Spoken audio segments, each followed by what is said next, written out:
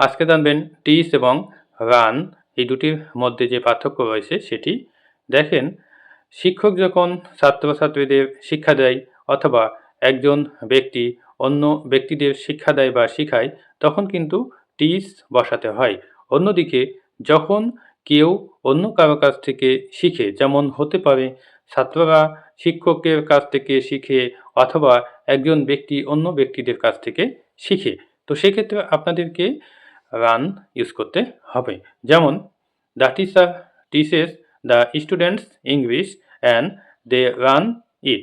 তো দেখেন, এখানে অর্থ হবে শিক্ষক ছাত্রছাত্রীদের ইংরেজি শিক্ষা দেয় এবং তারা এটা শিখে, অর্থাৎ ইংরেজি শিখে। তো দেখেন, শিক্ষক ছাত্রছাত্রীদের শিক্ষা দেওয়ার ক্ষেত্রে টিচ বসানো হয়েছে। অন্যদিকে ছাত্রছাত্রীরা শিক্ষকের কাছ থেকে শিক্ষার ক্ষেত্রে রান ইউজ করা হয়েছে। Thank you.